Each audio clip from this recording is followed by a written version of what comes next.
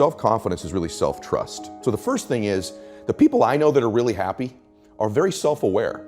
In fact, the best entrepreneurs I know are very self-aware. They're aware of their shortcomings, right? They want to improve them. They want to get to the next version of themselves all the time. And so for me, self-confidence comes because I didn't have it. And I think anytime you meet somebody like yourself or myself who might now appear self-confident, it's because I really had to find tools and resources because I was so insecure and shy and introverted. So I had to find techniques and resources to build that up in me. And for me, it's very simple. It's the promises that I keep to myself. If I have a habit over and over of beginning to stack one on top of the other of keeping promises I make to me, not other people. In other words, the minute you begin to get external in your life, worrying about what other people think about you, right? You've lost all control. And it never fills you up. And people's admiration, people's gratitude towards you will never fill you up. It's your own. It's your own inside. And so for me, self-confidence comes from keeping the promises I make to myself. And the other part of it is being aware I'm doing it. In other words, most people don't give themselves enough credit all the time. They're very aware of these 20% things and not aware of the 80, right? And that's why the dosage is so important too. You've nailed it. It should be 80-20, right? Because people get addicted to this. I'm not good at this. People don't like this about me. I don't feel good. Instead of focusing on the 80 and stacking it up. Wow, I did eat what I said I was going to today. I did get up when I said I was going to. I made the amount of phone calls. I treated people in such a way I promised myself. It's not just doing those things.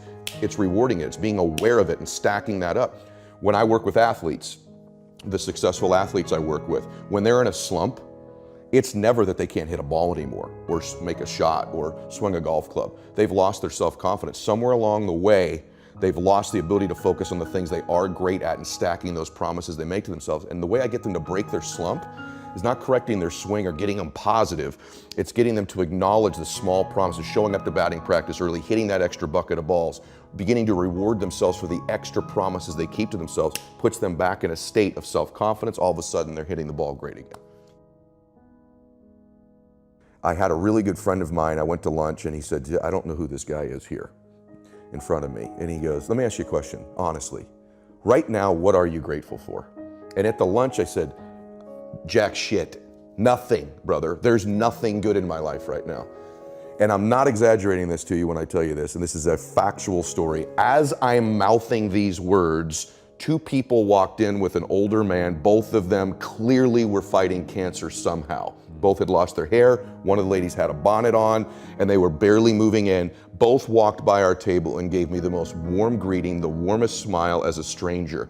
And he goes, that's pretty freaking pathetic. You can't find anything in your life to be grateful for right now. And on the drive home, I'm not kidding you, I started to stack gratitude. I started to take inventory. Because if you can find things to be grateful for in that space, man, is your life going to be rich when there really are external things to be grateful for. So my first mechanism out of that space was honestly to stack the things I was grateful for. And I started reinforcing it over and over and over again. And what happens is there's this reticular activating system in our brains, right?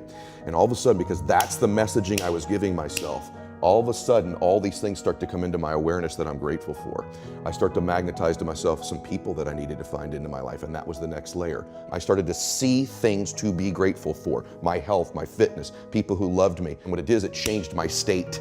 When I stacked gratitude, I changed what I did in the morning, and I changed what I did in the evening. And so somehow by grabbing control of my morning and by grabbing control of my evening, I got some measure of control over the middle of my day. I was an out of control person back in those days, meaning this. I woke up worried, stressed, fearful, and I immediately start thinking about a bill I had to pay, something that was wrong. And I'm in a state of reaction to begin I'm talking within 6 minutes of waking up, 6 seconds. Most people listening to this, that's what they do. I said, I got to grab control of my morning, and I set up routines in my morning. Maybe they served me, maybe they didn't, but they were things I could deliver on doing for myself. And so not only did that give me control over the day, but I started to stack my self-confidence too. My morning routines are really detailed. I get up and I hydrate. The second thing I do every morning is I do something cold. So whether that's I jump in the ocean, because now I live in the ocean, but in those days it was taking a cold shower or splashing some cold water in my face or walking out when it was cold. It shocks our nervous system, our fight or flight kicks in, we're in a cellular, electric alive state. I obviously do some prayer and meditation every single morning. I've still not touched my telephone. So there's a rule, there's 30 minutes I cannot touch my telephone when I wake up. That's the hardest thing to do in the world and the thing that could benefit you the most, because what's ever on that phone, you have to react to. And typically it's stuff that's not great. And so I don't touch that. I do my meditation and my prayer, and I do some stretching, I do some breathing exercises, and then at that point I allow myself to enter the world after I've got my state controlled, and I work out every morning.